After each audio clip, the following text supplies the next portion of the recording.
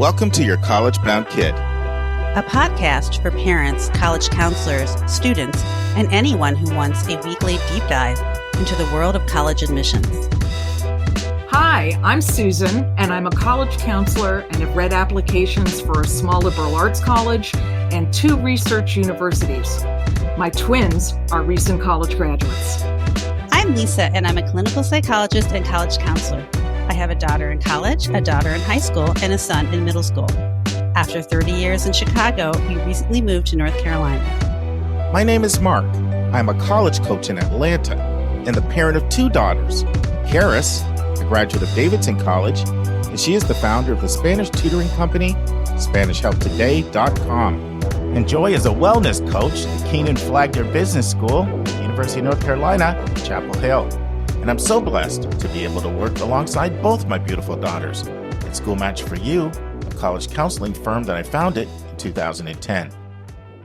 Good afternoon, friends. Can you believe we're up to episode 570? And you know what that means. We're 30 episodes away from the big 600. And episode 600 is going to be a community episode, just like episode 500 was. If you're new to our podcast, I encourage you to go back and listen to episode 500. Because in episode 500, we had 25, maybe 27 of our own listeners send in messages from SpeakPipe to share with the community on tips that they had learned that helped them in the admission process. And I said after that episode, we just started a new tradition. Every 100 episodes, we're going to do this. So you can start thinking now about a tip you can share with our community that's been helpful to you. Now, friends, I am stoked because we're just a few hours away from having a webinar for high school and college students to ask 2 attorneys, partners in law firms, listeners of our podcast, any question they want about being a lawyer. And we have a really good turnout based on our sign-up sheet and who's confirmed for our attendees. And the questions they listed that they want to ask are awesome. In fact, Chris, who's one of the panelists, has said to me twice via email, these questions are awesome. So I'm going to commit to doing another one with you. And I said before, if we get a good turnout and this goes well, this is something I'll commit to doing. I mean, it can be a great way to help our kids. We do so many things for parents. But this speaks directly to high school students and college students. So I'm committing to doing another one. And if that goes well, I'll commit to doing 4 of these a year. And it doesn't always have to be me who's hosting. We have a team. The next one I want to do is for entrepreneurs, people that own their own businesses. I've always believed that more students should pursue entrepreneurship, but they don't teach it in high school. Even if it's not your main source of income, it could be a side hustle. So what I'm asking is if you're out there listening and you're an entrepreneur, you have your own business, and you'd be willing to be on a panel to take questions from high school students and college students about your experience and bequeath some of your wisdom to them, text me at 404-664-4340, 404-664-4340, and we'll get a date on the calendar in mid to late January, and we'll get a sign-up sheet up on the website, just like the one we have up now for our lawyer event tonight. I just love the idea of our community helping teens and 20s who are curious about entrepreneurship. All right, friends, I want to thank the 367, that's right, 367 listeners who have completed our Your College-Bound Kid listener survey. Our last survey was almost 4 years ago. And this is your chance to have input on what are the things that we're doing well that you want us to stick with, and what are the things that we need to change to make the podcast better. I plan on doing this survey every 3 years, so it won't be another opportunity until the end of 2028 for your voice to count. And there are really only 2 ways that we take questions. You can send a question in at speakpipe.com/YCBK, or you can complete the survey and you can share what you want us to discuss. We're not taking in email questions anymore. Now, our thank you to you for completing this will be to share the results with you.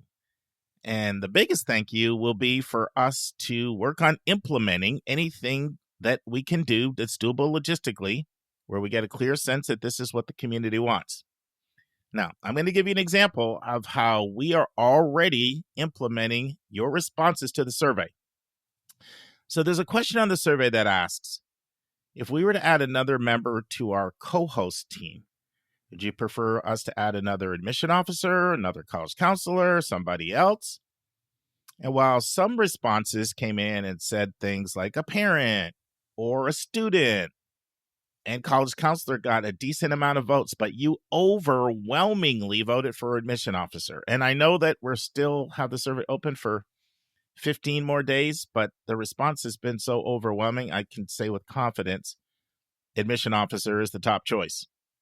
But rather than just add one more to our co-hosts, I have asked Heath Einstein, Chief Enrollment Officer, TCU, Texas Christian University, and Kate Strickland, Senior Assistant of Application Review at the University of Colorado Boulder, CU Boulder, if they will commit to coming on our podcast at least twice a year, and both of them have agreed. We already have two fantastic leaders in Hillary and Andy from liberal arts colleges, but with Heath, we're getting a mid-size private school in Texas, and Kate gives us a flagship public school in our mix. So you can thank yourselves for your feedback to make our podcast better. So the survey is only open for 15 more days. You can help us by going to yourcollegemykid.com, go to the resources page. It's the first thing you'll see in the dropdown. Friends, next Monday, 7 days from today, if you're listening on Monday, unless if you're listening through the week, we will air the first of multiple parts of what I'm calling the most helpful thing I feel we've ever done on Your College Bound Kid to actually help you understand how admissions decisions are made. It's our admissions case studies. And our committee will explain to you next week some ground rules they're going to use for the discussion. And then they will debate the first student, Alana Anderson. So you're going to want to go to yourcollegeboundkid.com resources tab, YCBK case studies. And then when you go in there, click the Google Drive, read Alana Anderson's total file. You'll see just what admission officers see. If you do that before next Monday, you're going to get so much more out of the podcast next Monday. And by the way, when you notice Kate Strickland on the panel, that's the same Kate Strickland who you will be hearing from at least twice a year on our podcast. In fact, I met with Kate earlier this week, and she's going to do a spotlight for us on CU Boulder. Now, in today's episode, I'm going to share two things students shared this week in the counseling room where I thought, snap, that is good. I need to share that with our listeners.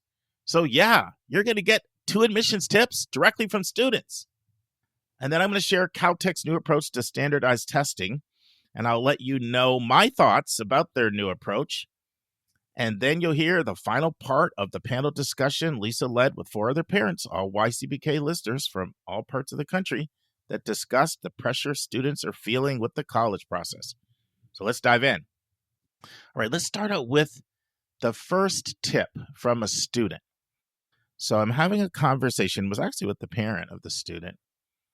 And she's like, my student, he did something that was really, really neat this week. And the mom, she mentions this super selective school. I'm not going to mention which one it is, but it's one of the 10 hardest to get in. And they're visiting this school. And what did her son do? He reached out to a professor in his area of interest, wrote an email telling the professor how fascinated he is by what the professor does and his area of expertise, and that they're going to be visiting that school next week. And would it be possible for me to sit in on one of your lectures? I know you have a class coming up. And the professor wrote back and said, I'd love to have you.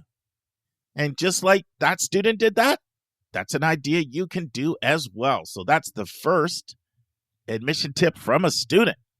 The next one is a student I'm talking with.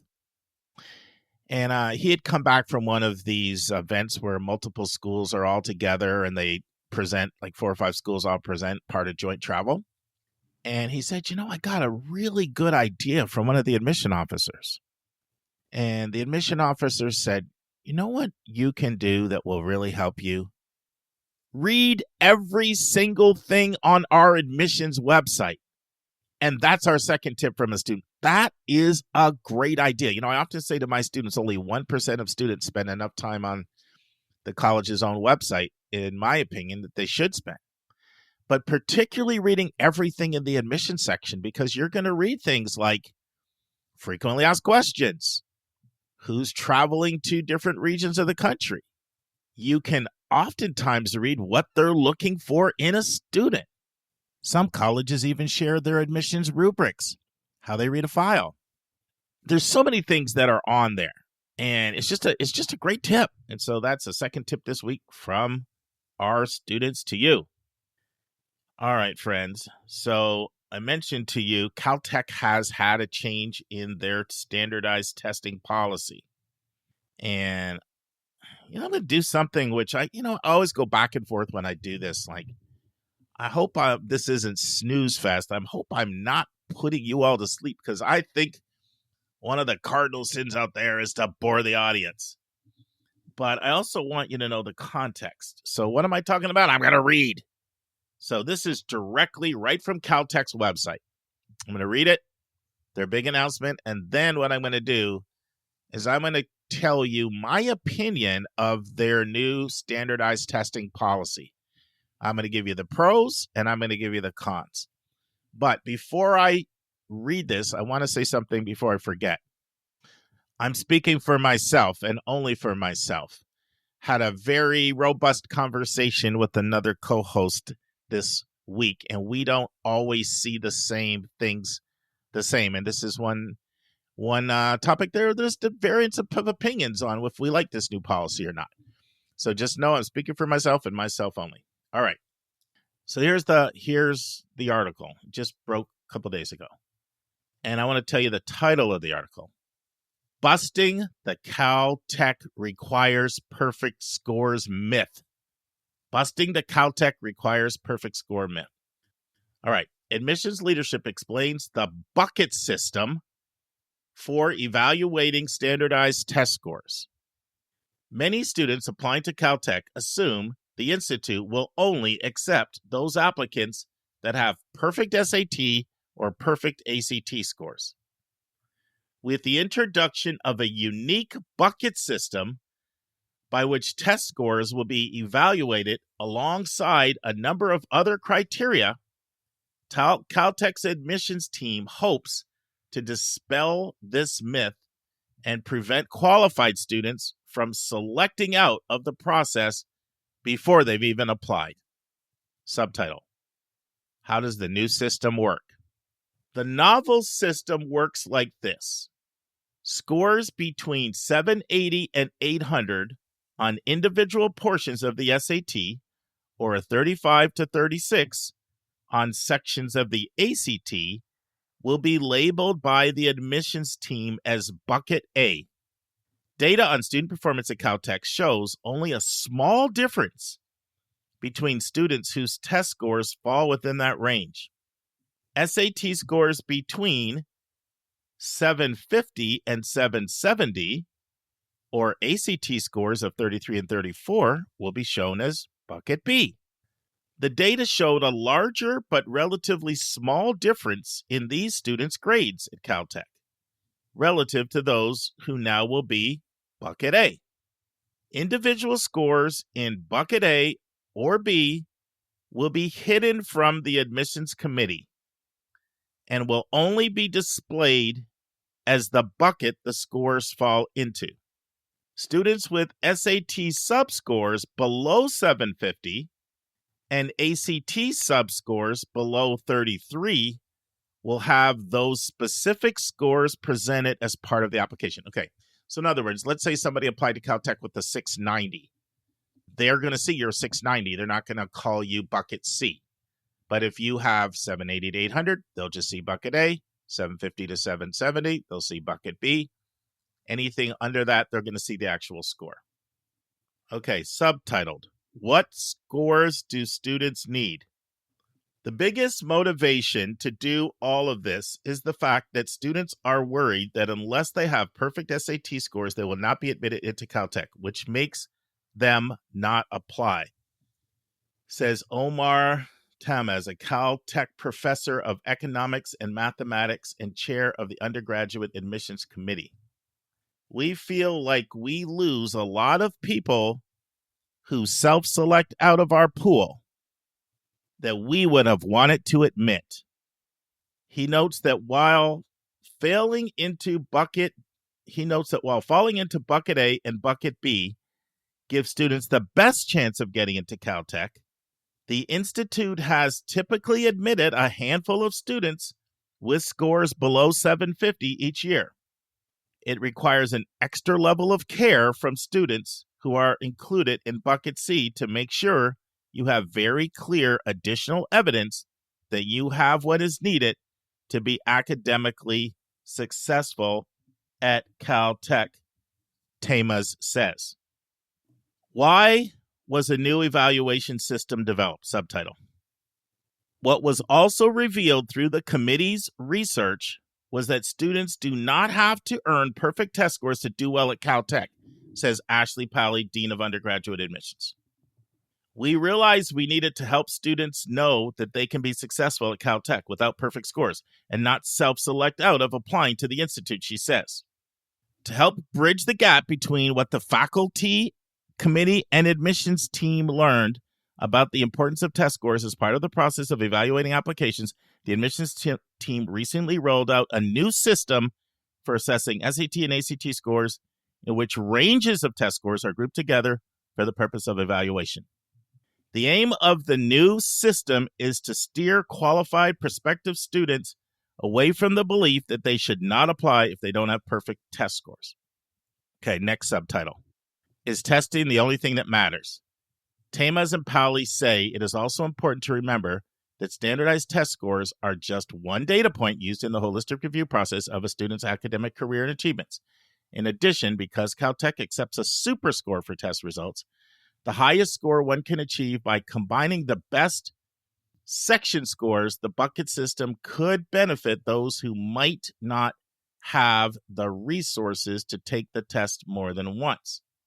Our ideal test score is now a range, says Pally. Yes, that range is still much higher than would be expected at most other institutions, but it fits the expectations and the academic experience at Caltech.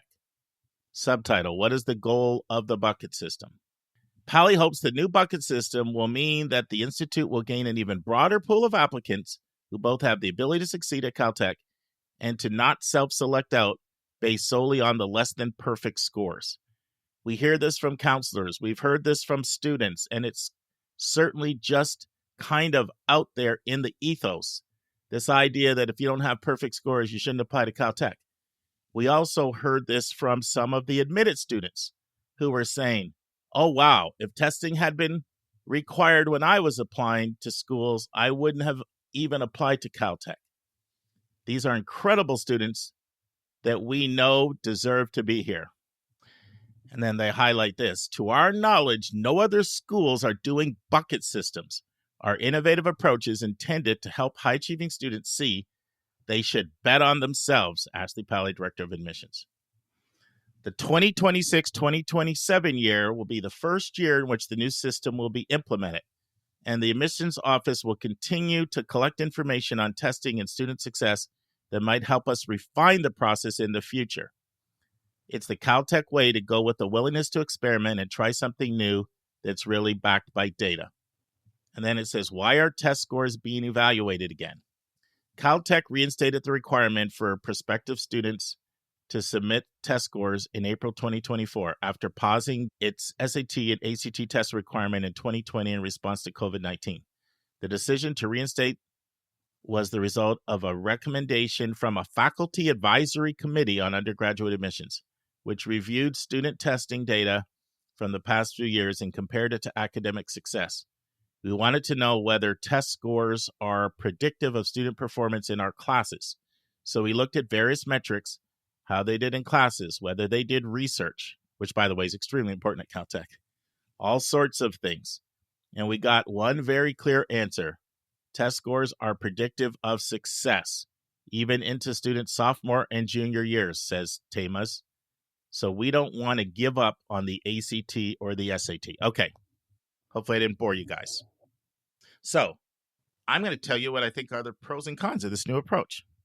First pro, they're doing their own research. And this is something I've been asking for. Don't just assume that a school needs such and such score or this score. Do your own research.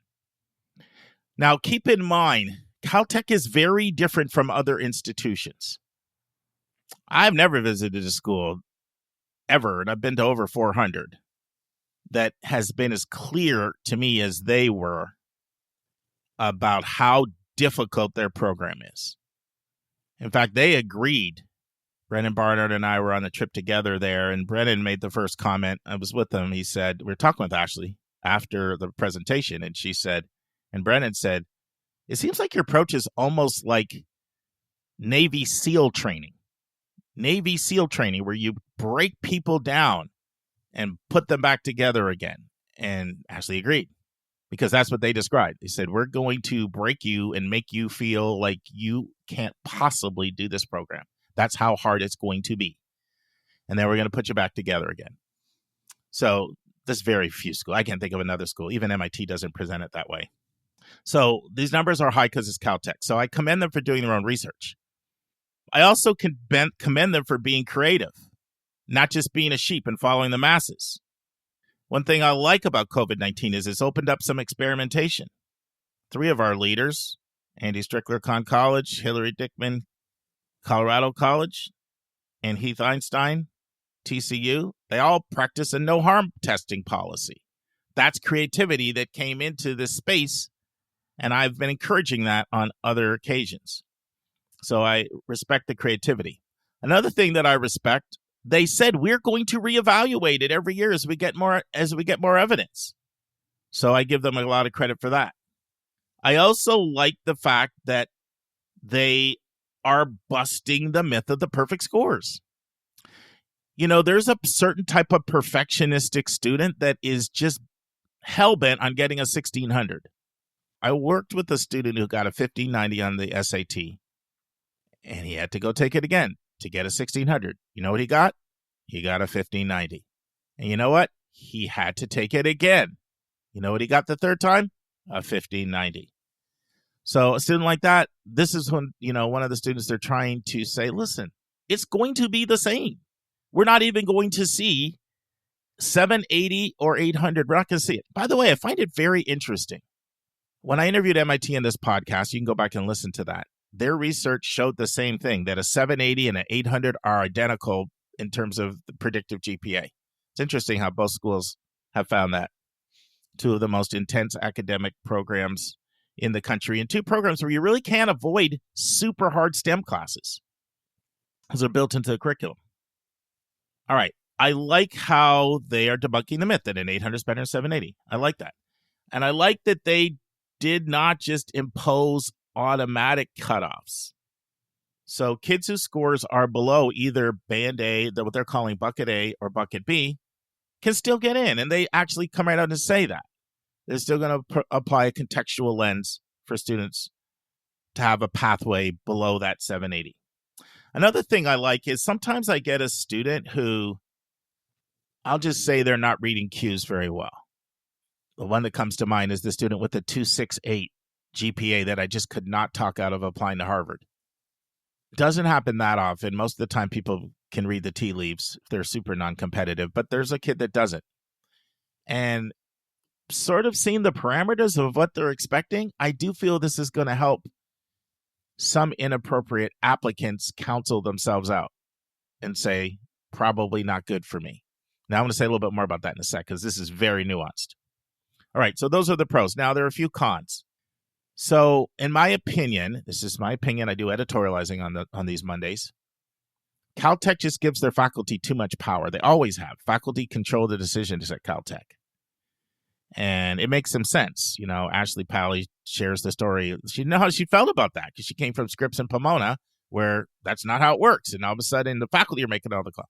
And then this student wrote a 300-page physics textbook in high school, and he sent it in. And she's like, I don't know how to tell if this is any good. I'm sure glad the faculty were there. And one of them read the whole entire 300-page physics textbook and said, this is really good. So I do think they give their faculty too much power. Now, I was talking to a school, a leader of a chief enrollment officer. I'm not going to mention the school, but it's a school that competes with Caltech. And they did not like this decision. And they said to me that, yeah, our research would show lower test scores wouldn't have as high a GPA. So let's say it showed that a kid would get a 3.2 with us instead of a 3.4. But if that kid is going to add a lot to our community, we want that 3.2 kid. And one of the problems I have when you give faculty too much power is I get these are academic institutions. But remember, you're in class 15 hours out of 168 hours in a week, right? 168 hours in a week. And you're only in class for 15 of them. So faculty are notorious for just putting way too much emphasis on academics and neglecting the social component of college. And there's a couple of reasons for this. One, they're teaching, so this is their world. They don't live in the dorms. They're not in the dining rooms with the students or in the playing fields. So this is the aspect that they're focused on, and especially at a research institution like Caltech. So they have a very important perspective, but it's only one perspective. And this is what I see with a lot of the schools that have gone back to test mandatory. The faculty drove everything. And they have an important lens, but it's not the only lens. And there's a second reason why faculty members think this way. And I'm going to share this one by way of a story. So I just completed an interview. I am really, really excited about it. Really soon. It's with Daniel Chambliss. He's the author of the book, How College Works. And you may, if that name sounds familiar, it's because when Susan and I were interviewing Bob Massa a month and a half ago, at the end, Bob recommended that book. And I'm like, Mr. Dan Chambliss is going to get an invitation to come on the podcast for me. Well, Dan was really impressive. And I can't wait for you to hear that interview. And you're going to hear the interview in 10 days from today. It's going to run as a 4-parter on Thursday's episodes. But in the interview, you're going to hear Dan say this because he says it multiple times. You know, he talks about his own frustration at times with students because they weren't like him. And he talks about how the professor class, like our head was always in the book. We were always in the library. We were nerdy. We weren't like the typical student. And then we expect the students to be like us. And he talks about how wrong that is. So that's one thing I don't like about it. I feel it gives faculty too much power. And then the second thing is, I'm not sure if it's fair to first-gen under-resourced students. So I've shared this on the podcast before. I was having a conversation with the senior-level person at Yale, and she was like, Mark, I would do a cartwheel if I could get a kid out of Appalachia with a 31 on the ACT. That may be the highest score that comes out of that school in 5 years. Why do I say that? I find other schools are able to do more of a contextual adjustment for a first-gen under-resourced kid than Caltech is doing. And you might say, well, wait a minute, Stuck. They're telling you the research shows that kids with lower than 760s don't do as well at this school. And I think that's important, and I respect those findings. But the more cross-cultural of a background you're coming from, the more of a social adjustment it's going to be. Shouldn't you expect to not do as well? I mean, you take an American student and have them go to school in Nairobi or Bangladesh. You think they're going to do as well as if they went to school in America? Probably not, because of all of the adjustments. So I don't know if Caltech is doing that. And it's not just Yale. When I talk to other schools, they'll say the same thing. They'll say, I'm more impressed with the kid who's getting a score that's significantly lower than our medians if they come from disadvantaged backgrounds. And by the way, that's not just things like social class. That could be, one parent had schizophrenia and another person was hospitalized with psychosis. I mean, there's all kinds of different backgrounds that students can come from that can make it harder for them in this process. So I'm just not sure if Caltech is doing that. And at least one of the members on our team is not happy with this new policy, feels probably even stronger than I do about it. But those are the pros. Those are the cons. I respect the creativity. I'm glad we're bringing more creativity into the space. So we'll keep you posted. Let's transition now to Lisa and her panel discussion on student stress. And now this week's interview with a special guest.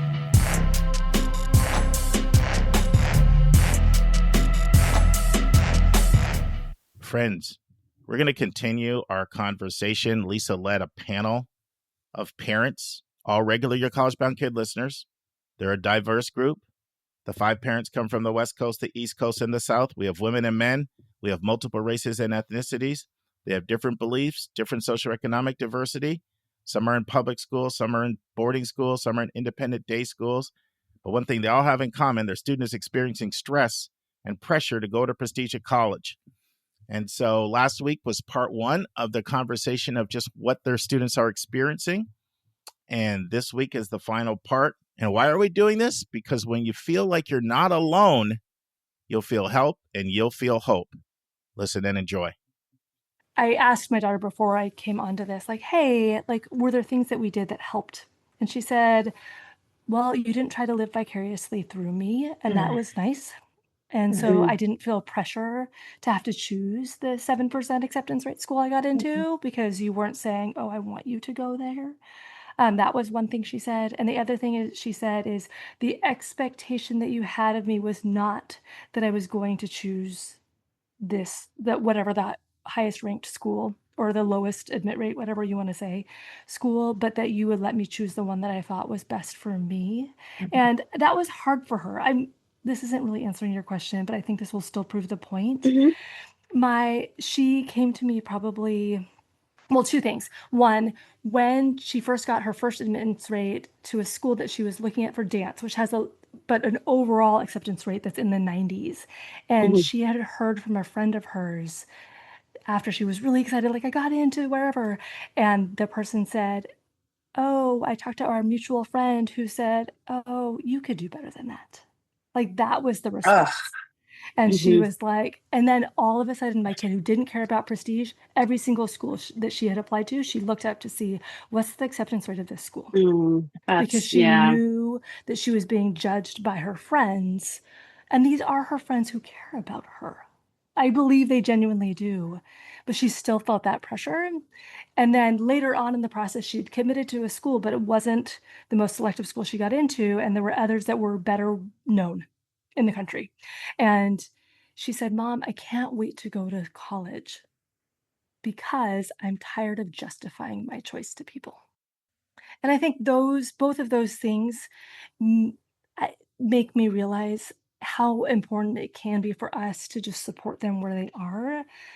But also, I think for my other kid who really cares about prestige, I think it's going to be this ongoing process of trying to widen his lens. And Christina, I don't think I have a great words of wisdom except to say, as much as, you have shown that you could buck the system. And I think your example to your daughter of, I could be an art major, and I wasn't saying, oh, I'm going to be an art major so I can make billions of dollars a year. Like, maybe you do. I don't know. Maybe you do as an art major, but I feel like most people don't. And so, but you were able to do it. And I think you're modeling, even if she chooses a different path, still is a really big lesson for, I can choose something different. And it may be later for her, but she can still change her mind and choose that. Yeah. No, I mean, I think that's really important. And you just see, I'm sure it must have been a little bit painful to hear your daughter, like, her excitement about getting into a school with a great dance program, sort of being like kind of the wind goes out of her sails when the friends make their comments. I mean, it's painful. It's just, I think as parents, it's really hard to watch your kids make mistakes or struggle or experience stress, even though that's probably what they need to do to become highly functional adults, right? And I know we all probably did that, and we're fine, right? We're on this panel, we're doing great, but it's just painful and hard to watch, I think. So yeah, it's a tough thing. And I think, when we're talking about pretty high achieving kids, you guys sound like you all have amazing students with a lot of ambition. who, either, you can't just be, son of a lazy, not caring about academic students even get into some of these Right. prestigious private schools, first off, and so they are highly, highly accomplished, and they've probably been able to pretty much achieve everything that they wanted to. And then, but college admissions is not just about hard work and talent and doing it right. It's about a million other things. And that I think is hard because that's probably the first time a lot of these kids might come up against that lesson that life isn't fair and Yep. sometimes things don't work out. And it is an important lesson. We all have been through it, but it is hard to watch, I think, you know. Yeah. Well, one of the things that we've kind of had I guess we've been fortunate to have is my wife is an alumni interviewer for a very, like I said, prestigious, highly ranked university. And I mean, she, you know, in going through those interviews, she comes home and, we hear about the profiles of some of the students she's interviewed who, I mean, off the charts, stats and accomplishments and don't get in, Yeah. so it drives home really the point that, you know, your guess is as good as mine as far as what these schools are looking for when they're going through that process. And really like there has to be like this conversation about, really focusing on who you are and what you bring to the table and and and being okay with some institutions, saying yes, some institutions saying no, thanks but no thanks, or some institutions, putting you on a wait list, whatever. I try my best to I'm the first in my family to graduate from college. So I have a sense of, I guess, still like this feeling like nothing is like, you're not entitled to anything. You still have to kind of go through your share of challenges. But one thing, again, that I've learned and I try to communicate with my daughter is that, life isn't linear, Hmm. and that you have to learn to embrace embrace the zigzags. That's what I say. So, it's not about, oh, I went to school A, school B, so therefore I need to go to school C. It's about, where, your path takes you and believing in yourself to make the most out of that whole experience. And sometimes that's hard to do in this environment where there's so much noise surrounding, oh, you're at this school, so therefore if you don't go to this highly selective or highly rejective institution, therefore that experience was a failure. Whereas you know my daughter's the type of person who, you know for most of the classes, even the ones where she may have not done as well in that class as she would have liked, she's always embraced what she learned in the things she picked up along the way, and sends these thank you emails to her professor, I mean to her teachers, saying, hey, I won't, you put me through the ringer, but I learned so much. And I said, that's what it's about.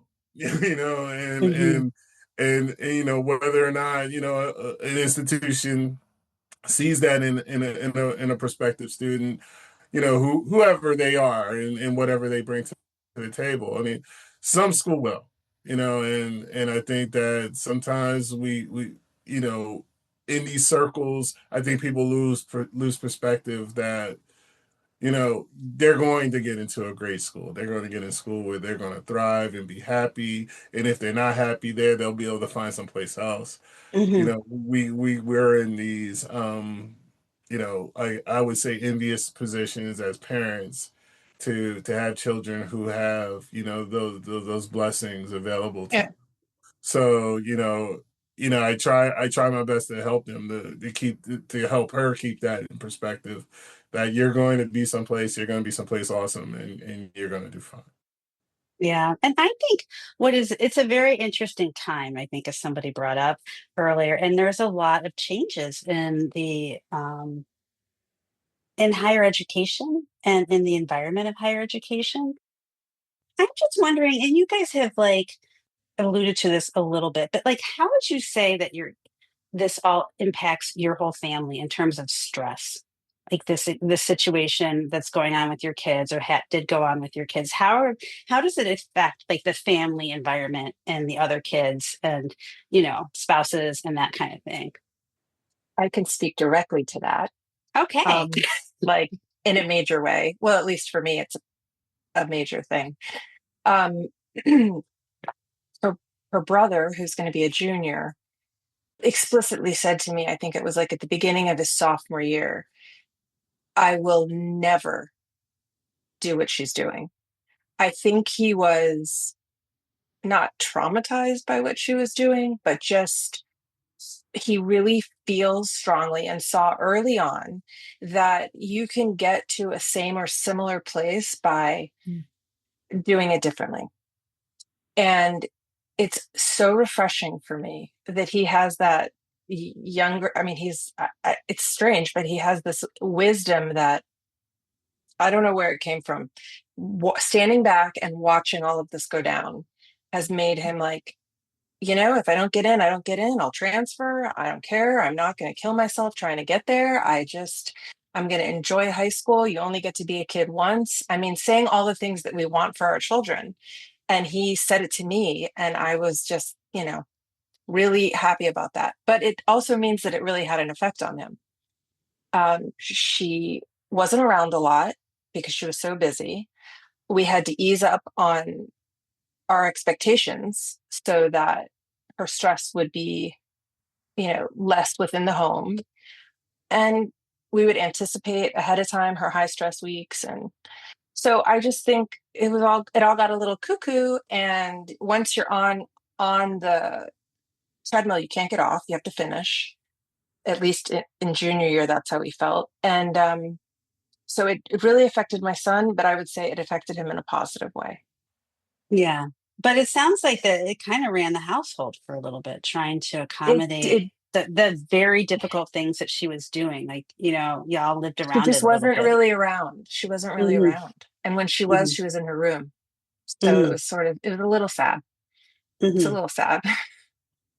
Wasn't what I envisioned, but she's back now.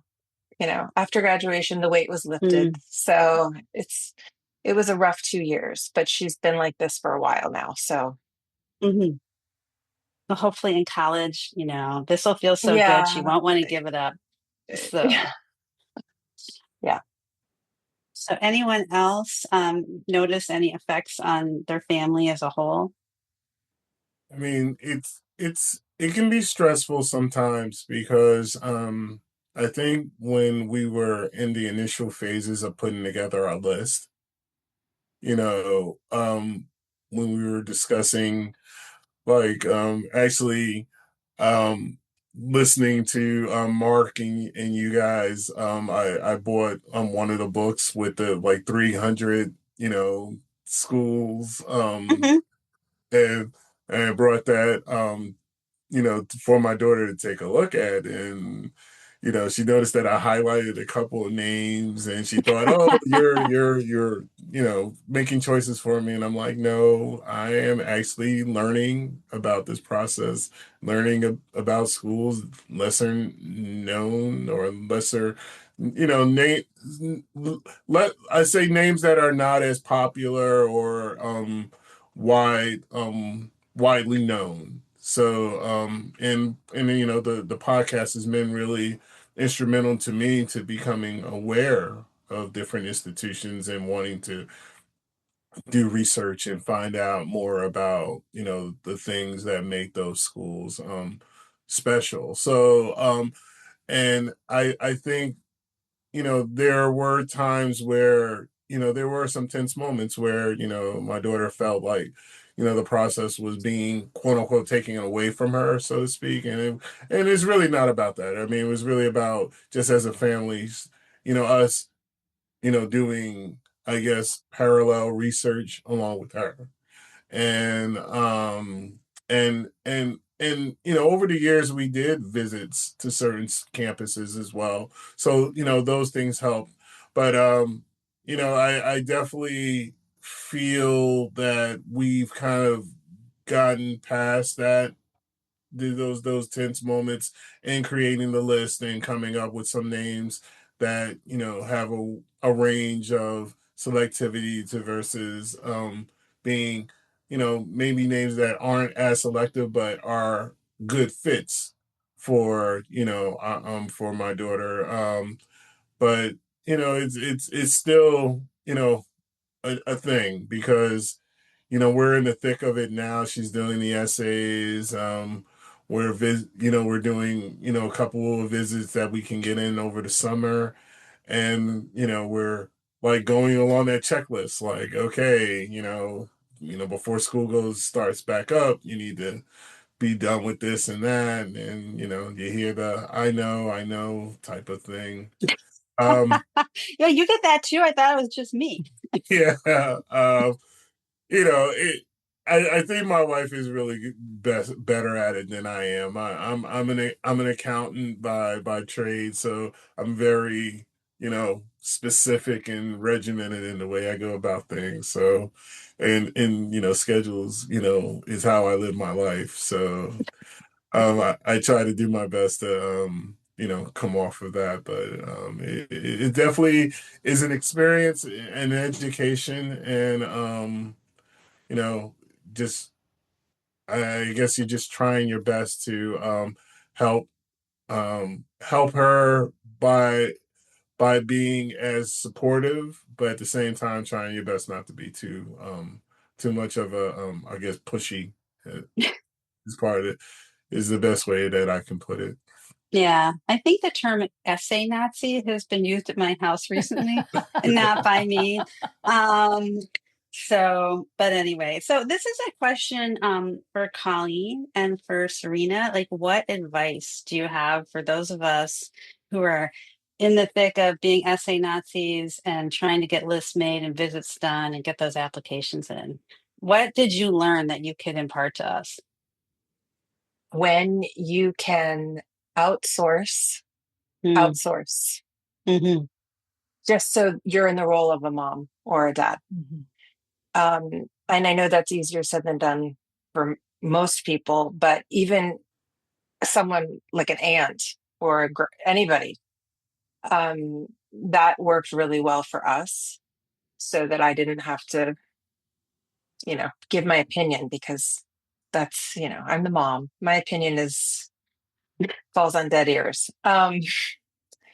That's my big thing, is that when you can outsource, outsource. And then, we had a very wide range of schools that we applied to, and we just kept talking of all of them, mhm. so that she didn't become fixated on one, even though we knew in her heart she was fixated on one. So we kept talking about the other schools and what was so fabulous about the other schools, especially with these kids who are convinced they belong in a top 10 school.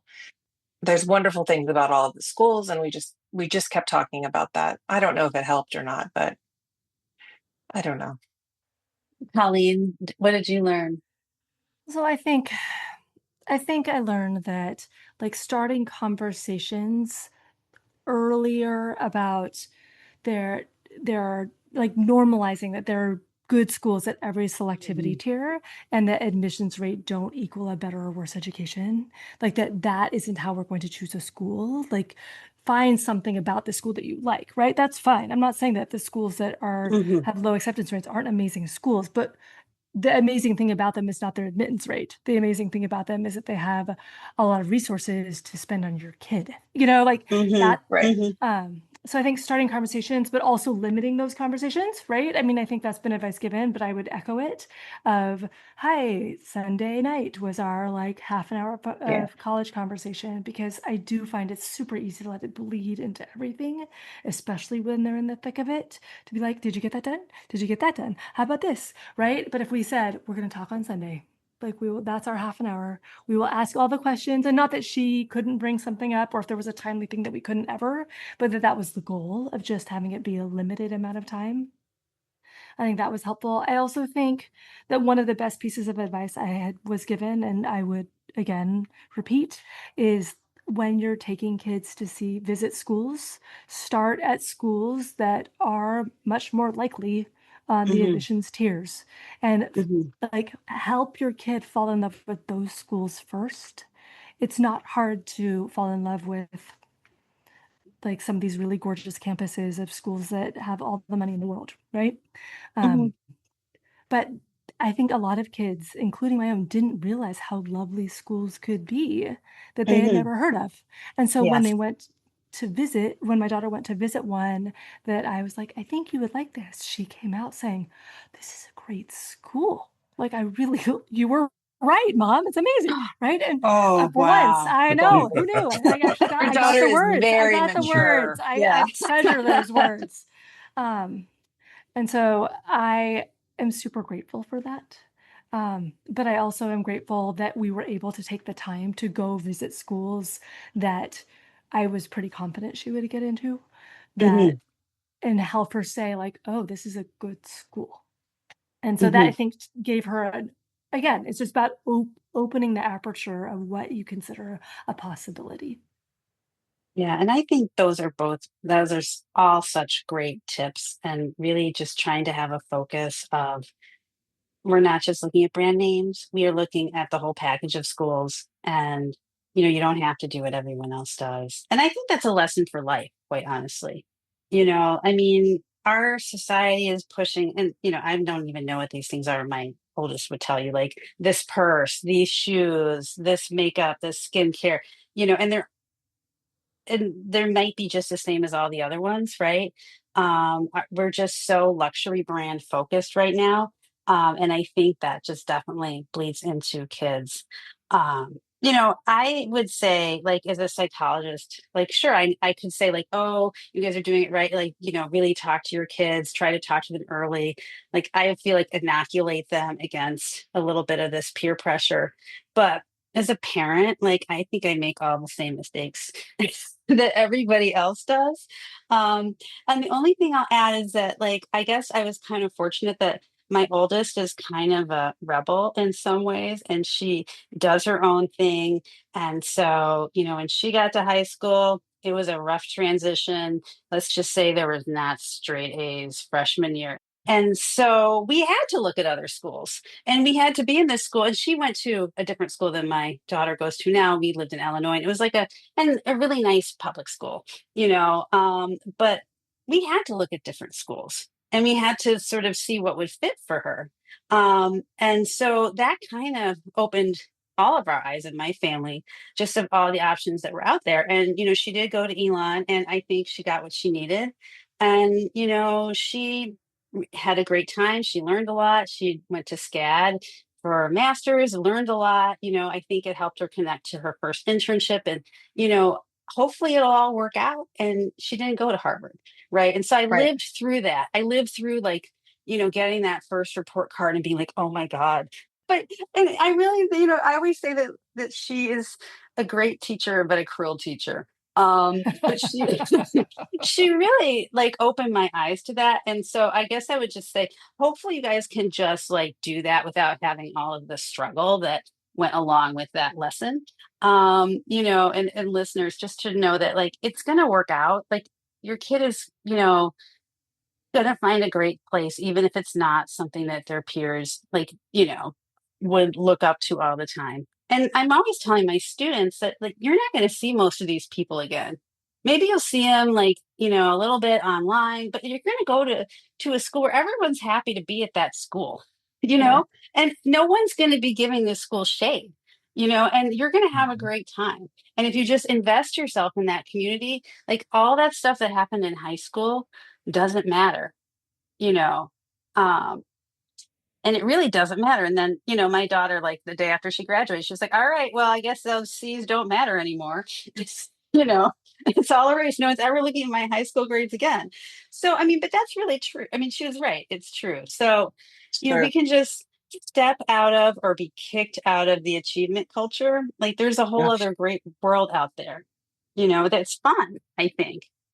Anybody have any final thoughts on this? I mean, I'm sure we could talk all night about this topic, but We could. any final thoughts, pearls of wisdom?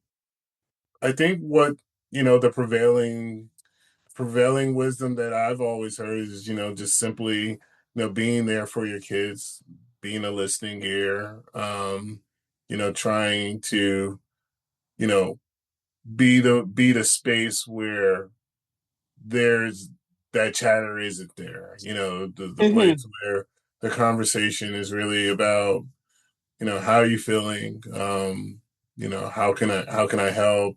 Being just a listening ear. I it's interesting when I remember when we were earlier, in the earlier years prior to this point, my wife and I would probably talk about schools more than we ever even thought we should. Now we barely talk about them at all. Hmm. We're it's I don't know if we kind of just got in this wavelength, like, no, we don't want to do that. We just really want to help her, help my daughter just get through this process with her wits intact, Yeah. because it is definitely, I'm just seeing it from all the things that I see online on social media, all the things I'm Crazy. hearing from other parents, all the things that I'm hearing from my daughter when she's speaking to her peers.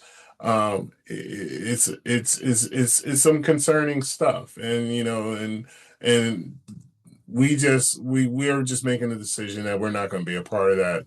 We're just going to be, this space. I mean, I'm not a fan of the term safe space, but we're going to be this space where, like, we're not going there, you know, when you're dealing with us. So I think that when the urge to get into that type of conversation comes up, take a deep breath and just say, hey, do I want to be a parent, or am I going to really, go down that road in terms of, being a part of, you know, I guess the issue, this whole production that's the college Hmm. admissions process, you know.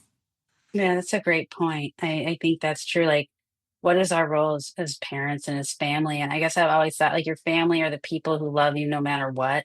And your family are the people who are always on your side, right? I mean, they Yeah. might not be happy about what you did, but they're on your side in the sense that they'll try to Yeah. support you, and help you get out of that whatever dumb thing you just did. And I think that that's what you're saying, like, and that's a different view than like more of an achievement motivated parenting style. Anybody else? Final thoughts? I don't know, that peer group is really something else. We had her on, like, a really good scene track, and then she started talking to her friends again just to get ready to Mm, go back to school, and it just came apart. I'm like, Yeah. we had our list, everything was good, we were like, it felt really balanced, we were good with that, and now it's like, so and so's doing this, so and so's going, like, I'm like, we were in a good place. We were in a good place. We were just doing our thing with our heads down. The other stuff is just noise. Yeah. We didn't do this with first kid, and I don't know that my son will be willing to do this, but bef a few years ago, my daughter had a friend who was 3 years older than her, so she was applying to college, and I mean, I wasn't interested in anything. I wasn't really looking at colleges. My kid was a freshman in high school. I wasn't part of my but I just asked, "Oh, where's she applying?" And her mom said, "We're not talking about that." like they just, as a policy, they weren't divulging where her daughter was applying. And I think it would be lovely if we could actually pull it off, to have my son say, no, we're like, as a family, we're not going to talk about to other people where you're applying, and then you can tell them when you finish. And I think if families have the fortitude to actually hold that, I think that's awesome. I think it's a hard thing to hold. Yeah, well, that's where avoiding people really comes in handy, right? Yeah. Nobody's asking and there's nobody to tell, right? There. But you don't want your kid to be a social recluse, Totally. Right. in their class. So that's where Christina's point is, like, the peer group is really, really tough. And it takes a tough, tough kid to be able to push back on some of that, I think. I think there are very few kids who probably, have that, whatever, you know, that kind of personality where they just don't care, you know. So the rest of us are kind of struggling. Well, and to your point there, that's developmentally appropriate that they really Hmm. take the advice of their peers, right? So Hmm. Yeah, Linda and I have this kid that we made up called um Chad. Chad is the kid who always gives the students that we're working with like really bad advice and talks them out of the list that that we've so carefully crafted for you to be balanced, and we'll just be like, oh my God, you got chatted, and like, what are you talking about? So I've kind of named that peer pressure Chad. Which is probably really unfair to all the lovely people that are named Chad. So I apologize to all of them. But that's just what popped into our head, you know. Um, but yeah, it's a tough thing. It sure is. Serena, did you have anything you wanted to add before we sign off? No, it's just hard. We started the process because she wanted to very early. I wouldn't do that again. Hmm. It's just too early for a kid like her. Just way too early. So, when would you have started it, if now looking back? junior year. Yeah. Yeah. We started in sophomore year. We're looking Hmm. at schools in sophomore year. I wouldn't do that again. Yeah. What do you think it did for her to start in sophomore year? To just like start focusing her too early on certain schools, or? It came from her, so I didn't know the difference.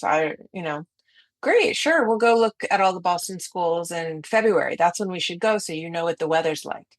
But that's a sophomore year, so then she's already thinking about it, and Mhm. it's just for a kid like her who's like that anyway, always competitive and always driven, and she didn't need that. But I Mhm. didn't know, and so in hindsight, I would have waited. And then I heard about some kids who did have older siblings, and they never looked at one school because the parents had been through it with all the older siblings and they were exhausted. And the kids still figured out where they were going and went to are going to school. So I'm taking a different approach with my second, and we'll look at like two schools, and he'll apply to all the schools, but then we'll go look at them. That's smart. Yeah. I just want to be really chill about it. Hmm. Well, it No, good sounds like luck he's with up that. for that. Yeah. Yeah, Yeah. good luck with that. Yeah, my son is he's like quite a bit younger than his siblings, so he's gotten dragged on to so many college Right. visits. And so, he's just like, all these schools are the same. They all say the same things. It doesn't really matter where you go because they're all exactly the same. I could go give the info session now because it's all That's the fun. same. So he's already so jaded. I don't even think he'll want to go see a school at this point. He doesn't But need to. yeah. He doesn't need to. No. Yeah. Well, thank you guys so much. Sharif, Colleen, Serena, and Christina, you've done such a wonderful job. And I know a lot of parents are going to listen to us talk about this and they are going to relate to everything you said and feel better and know that they're not alone and take some of your advice and hopefully and improve their situation. So thank you so much for being on the podcast. We really appreciate it. Thank you. Thank you. Thank you for having me. On Thursday's episode, Hillary and I will take a question from a listener, from a student. And this student lives in rural Kentucky, but they go to a boarding school in North Carolina. And they want to know if they're going to be considered rural by admissions officers when they read the file. And then we will continue with our panel discussion, our roundtable. Susan, Hillary, Julia, talking about the secondary school report, and that's part 3 of 3. And for our college spotlight, got the Chief Enrollment Officer at Boston College back, part 2 of 4 with Grant Gosselin. And Grant is going to talk about the perceptions that my students have when they visit a college, Boston College, and he's going to tell us whether he thinks they're accurate or maybe a little misinformed. And friends, remember, college is not a prize to be won. College is a match to be made. See you on Thursday, friends. And that's our show. A big thank you to you, our listeners, for tuning in this week. If you find this podcast helpful, please follow us and you will get every single episode as soon as they are released. If you want to support our podcast, you can click the share button and send it to your friends and acquaintances. You can say positive things about your college-bound kid on your social media feed. And you can help us stay commercial-free and pay our staff by donating on the yourcollegeboundkid website. You can write a review for us on Apple or Spotify. And if you have a question or a recommendation, just go to speakpipe.com/YCBK, hit the orange button, and speak. We will do our best to get your question in your own voice on an upcoming episode. I am the producer of the podcast, and I live in Metro Atlanta. We have a fantastic team that has over 200 years of admissions and counseling experience.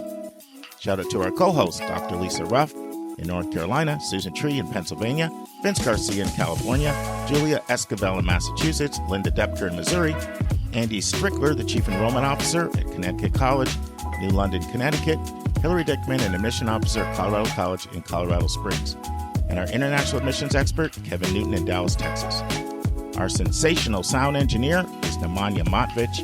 Our amazing music is from Victor Allen Weeks. Marketing designs from Kimberly Bloss. Our reliable webmaster is Stylionos Dimitru. Website updates are done by Joyce Stucker. Our image editor is Vlad Honchar. If you want to have a coaching session with me, just text me at 404-664-4340. If you want to reach someone else on our team, all of our bios with contact info can be found at yourcollegeboundkid.com under the About YCBK tab. If you want to get our free monthly YCBK newsletter, YCBK Plus, it is also under the About YCBK tab. If you want to see our recommended books and websites, they are on our website under the Resources tab.